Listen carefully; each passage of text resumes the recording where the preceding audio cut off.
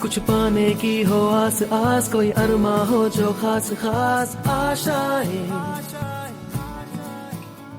हर कोशिश में हो। आप सभी को मेरा बहुत बहुत नमस्कार। स्वागत है आप सभी का हमारे YouTube चैनल बेंच टॉक्स पर। कुछ खास है। आज हमारे साथ मौजूद है मिस्टर दशरथ भारद्वाज जी और मिस्टर सूरज प्रकाश जी, जो एक NGO चलाते हैं जिसका नाम है DAV education and welfare society. इन्होंने शुरू से ही बहुत से लोगों की मदद की है और उन्हें रास्ता दिखाया है कि वो अपनी मंजिल तक पहुंच सके। आइए पूछते हैं इनसे कुछ खास सवाल। दशरथ जी, आपकी बहुत लंबी यात्रा है, यहाँ तक आप पहुँचे। आपकी सोसाइटी, आपने जो सोसाइटी के लिए काम किया, लोगों को बहुत कुछ दिया है आपने अपने पूरे लाइफ टाइम में। शायद ही कोई एक आम आदमी इतना कर पाता है। ऐसे सोचा कि मतलब ये काम करना है, क्या देखिए, मैं सरकारी स्कूल से पढ़ा हुआ हूँ और टेंटों में पढ़ा हुआ हूँ। तो जब मैं 12th कर रहा था उस टाइम से ही मैंने अपने जो है बच्चों को पढ़ाना, जो गरीब बच्चे थे उन्हों को पढ़ाना स्टार्ट कर दिया। क्योंकि जो दिक्कतें मुझे महसूस हुई, सबसे बड़ी बात थी कि ट्यूशन का क्रेज उस टाइम नहीं था इतना। जब हम 12th की थी, ट्यूशन का क्रेज अब ज़्यादा बड़ा है। उस टाइम ट्यूशन जो बच्चे कमज़ोर होते थे, झुग्गी झोपड़ी के जो बच्चे होते थे, मैं उन्हों को इकट्ठा करता था। मैंने अपने घर के ऊपर फर्स्ट फ्लोर के ऊपर उन्हों को पढ़ाता था। और मैं जब भी फ्री होता था उन बच्चों को बुला के, मैथ्स मेरा एक अच्छा सब्जेक्ट था और मैंने मैथ्स जिस भी बच्चे को पढ़ाया वो कभी फेल नहीं हुआ। इस बात से मुझे लगता है काश मैं भी आपके पास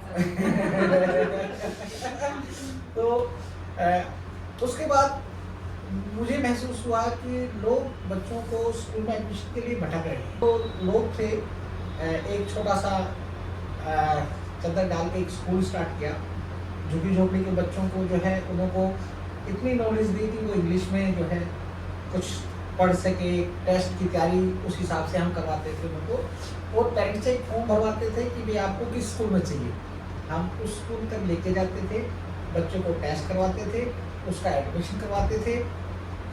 वो के बाद हमने 2003 में NGO रजिस्टर करवाई।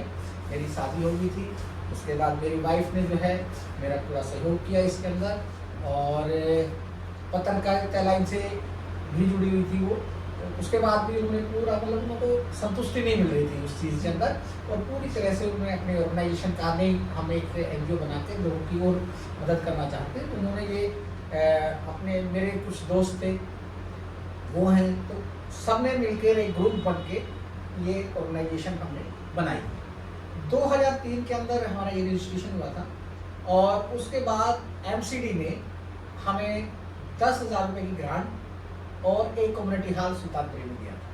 ये क्या होता है कि यदि आपकी सोच और आपके विचार अच्छे हों तो आप मदद कर सकते हैं। आपकी बातों से हमें दो बातें समझ में आती हैं कि एक तो हर सफल आदमी के पीछे औरत का हाथ होता है, और दूसरा अगर इरादा नेक हो तो मंजिल पाना मुश्किल नहीं है। बिल्कुल सही बात कह रहे हैं आप।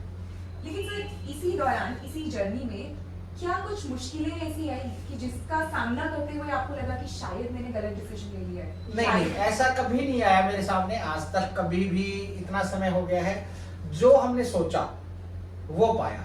मैं बताना चाहता हूँ आपको कि ये 2 हमें कूड़ा घर दिए थे जी। MCD की एक स्कीम चलाई थी। हमने 2 कूड़ा घर लिए। एक में हमने लाइब्रेरी बनाई है जो कि अमन विहार में है, किराड़ी अमन विहार के अंदर है। और जो निगम पार्षद है उनका बहुत बड़ा योगदान रहा। देखिए, आप अच्छा काम करते हैं ना, लोग अपना आप आपसे जुड़ने लग जाते हैं। तो जब हमने स्टार्ट की तो सोचा कि यार करेंगे कैसे। 2 कूड़े घर तो ले लिए, लेकिन उनकी हालत इतनी खराब थी, उसको कैसे वो करा जाए। हाँ, कैसे किया जाए। धीरे धीरे लोगों ने हेल्प करनी स्टार्ट की, और आप जाके देखना, बच्चे आ रहे हैं उसके अंदर, पढ़ रहे हैं, किताबों की व्यवस्था भी है, फुल्ली AC है। सर, एक सवाल और है मेरा। जैसे हम कई बार देखते हैं कि लोग महिलाओं को उतना प्रोत्साहित नहीं करते हैं, या फिर जैसे जो कम्युनिटी प्रोजेक्ट्स होते हैं उसमें वो थोड़ा डरते हैं अपनी महिलाओं को लोगों के बीच में उतारने के लिए। तो आपका इस पे क्या ओपिनियन? मेरा स्टाफ मैडम खुद जो यहाँ की जो प्रेसिडेंट है राधा भारद्वाज, वो खुद इसको मॉनिटरिंग करती है हर काम को, हर टीचर से मिलती है, हर बच्चा उन लोग के, आप यदि 4 साल पुराना भी आप बच्चा पूछ रहे क्या नाम था वो बता देंगे एकदम कि फलाना बच्चा मेरे यहाँ से पढ़ के गया है। वो बच्चों से जुड़ी रहती हैं, महिलाओं से जुड़ी रहती हैं। यहाँ पर महिलाओं को जितने भी हमारे वोकेशनल ट्रेनिंग सेंटर है जो यहाँ सीखने आती हैं, सभी को सेल्फ डिफेंस की ट्रेनिंग हम करवाते हैं। ये तो बहुत ही बढ़िया। आप जैसे इस बात से ग्राउंड जीरो से बिल्कुल जुड़े हो, आप लोगों से बिल्कुल जुड़े हो, जो कि सही मायने में भारत का एक अर्थ है। उसी में आपको कैसे लगा कि मतलब हम मतलब लोगों का थॉट प्रोसेस कैसे चेंज कर सकते हैं, ना सिर्फ नीचे गरीब लोगों का ही नहीं, ऊपर वालों का भी, जो कि अपने को डिस्टेंस से रखते हैं, तो कैसे इन सबको एक किया जा सकता है? देखिए मेरे पास रोटरी क्लब जुड़ा हुआ है और आज से नहीं, बहुत पहले से जुड़ा हुआ, 2003 से मैं उनके साथ जुड़ा हुआ, जब से मतलब ऑर्गेनाइजेशन हमने रजिस्टर किया तब से जुड़ा हुआ। आपकी इन्हीं बातों से ना मुझे भी एक किस्सा याद आया है कि कोरोना के समय में मैं किसी सरकारी दफ्तर में ही काम कर रही थी। वहां पे एक लड़की ऐसी थी जिसके परिवार में काफी लोगों की डेथ हो गई थी। तब हमें मदद की जरूरत थी और तब किसी और ने नहीं, सिर्फ और सिर्फ भारद्वाज जी ने हमारी मदद की थी। तो सर बताइए हमें कि कौन सी ऐसी स्कीमें हैं जो लोगों को जानना चाहिए और वो स्कीमों कहाँ पे जाकर अप्लाई करें या कहाँ पे जाए वो उसके लिए? देखिए आजकल सभी ऑनलाइन हो गया है। अभी हम भी एक जिस लाइब्रेरी हमने खोल ली है, हम वहाँ ये चाह रहे हैं कि जिन लोगों को जानकारी नहीं होती, एक वर्कर हम वहाँ बैठाएंगे, ऑनलाइन अप्लाई करवाएंगे और उसको पूरी तरह से कहाँ जाना है, किसके पास जाना है, उसको प्रोसेस करेंगे। क्योंकि अप्लाई करना ही एक माध्यम नहीं है, जब तक उसका सर्टिफिकेट उसके हाथ में नहीं आ जाता तब तक उसकी पूर्ति बेकार है। हम अपने डाटा में दिखाते हैं हमने इतनी हेल्प की, नहीं, बेसिकली जब तक उस व्यक्ति को प्रॉपर हेल्प नहीं मिल जाती तब तक उस काम को जब तक आप जारी नहीं रखेंगे, उस काम का करने का कोई फायदा नहीं। मेरी समझ से मतलब आप तो कह रहे हो हर चीज ऑनलाइन है, हाँ। लेकिन बहुत से ऐसे गरीब लोग हैं उन्हें तो ऑनलाइन इंटरनेट आता ही नहीं है चलाना। मैं बता रहा हूँ ना, वही उसी चीज के ऊपर अगला जो हम काम कर रहे हैं, जैसे लाइब्रेरी है, तो हम चाहेंगे वहाँ पर, जैसे हमने बहुत से ऐसे लोग थे कि महिलाओं और बच्चों के लिए हमने आधार कार्ड कैंप खोला। मैडम से अप्रोच किया, रिक्वेस्ट की, मैम मैं जगह देने को तैयार हूँ, प्लीज आप यहाँ पर आधार कार्ड स्पेशल हमने बच्चे और महिलाओं के लिए हमने यहाँ स्टार्ट किया। जब हमने देखा कि भाई बच्चे महिला अब भीड़ नहीं है तो आम पब्लिक के लिए कर दिया और विदाउट अपॉइंटमेंट के। बताइए आप कब से भारद्वाज जी के साथ हैं और आपका इंस्पिरेशनल सोर्स क्या था यहाँ आने का? मैं भारद्वाज जी से का क्लासमेट हूँ। मैं बचपन से हम एक साथ पढ़े हैं, स्कूल में, कॉलेज में तो खैर नहीं, मैं कॉलेज सरस्वती कॉलेज से पढ़ा हूँ और भारद्वाज जी दूसरे कॉलेज से पढ़े हैं। लेकिन क्या है कि हम पढ़ाई के बाद जब हम लोग बड़े हुए तो हमने स्कूल खोला था बच्चों के लिए मंगोलपुर में ही। बच्चों को, गरीब बच्चों को हमने नामात्र पैसों में हमने उनकी शिक्षा प्रदान की। उसके बाद एनजीओ चालू किया हमने। एनजीओ में हमने गरीब बच्चों को, महिलाओं को, उनको आगे बढ़ने के लिए हमने खूब मदद करी। मैं बहुत गरीब फैमिली से आता हूँ। भारद्वाज जी के साथ मिलकर हम गरीबी देखी हमने, इसलिए उन गरीब महिलाओं को, बच्चों को, युवाओं को या वृद्धों को हमने जो है ना, उनको जो भी मदद हो सकी हमने पूरी करने की कोशिश करी। और 2003 में हमारी सोसाइटी रजिस्टर्ड हुई, जब से मैं आज तक जुड़ा हूँ और आगे भविष्य में जुड़ा रहूँगा। मैं उससे पहले बोलना चाहूंगी कि ये जय वीरू की जोड़ी मतलब आज भी इसी से मैं आपसे एक आखिरी सवाल पूछना चाहती हूँ मेरे दर्शकों के लिए।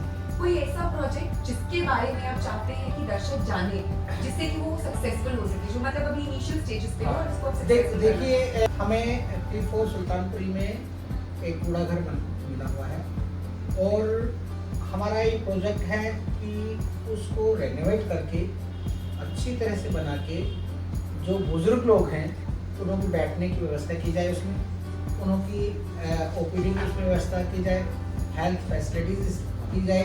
क्योंकि आज हम देख रहे हैं कि बुजुर्ग पर ना तो बच्चे ध्यान देते हैं और ना ही उसके पोते ध्यान देते। व्यवस्था के साथ साथ उनके हेल्थ फैसिलिटीज, आउटडोर गेम, उनकी सारी व्यवस्था, तो वो हम चाह रहे हैं कि एक अच्छा सा सेंटर उसको बनाया जाए।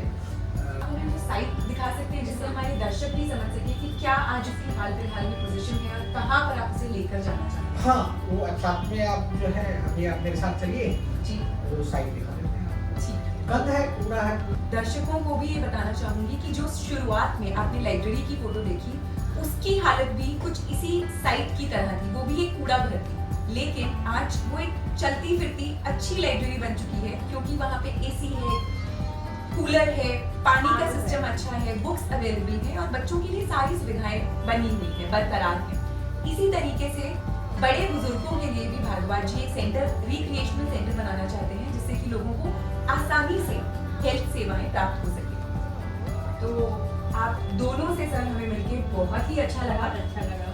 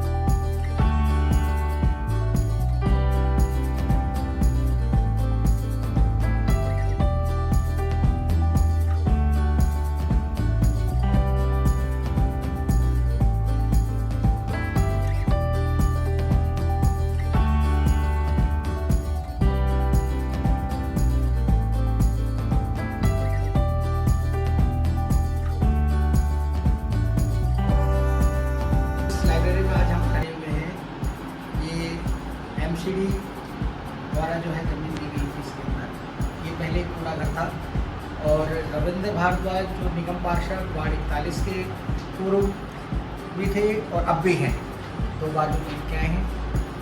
उन्होंने प्रयास रूप ये लाइब्रेरी हमारी बनकर तैयार हुई और इसमें सबका सहयोग, सभी एजेंसियों का सहयोग रहा, चाहे उसमें जिंदल हो, टाटा पावर हो, फूड हो या डिस्ट्रिक्ट कलेक्टर आदरणीय मैम चेष्टा यादव जो है उन्होंने बड़ा सहयोग किया।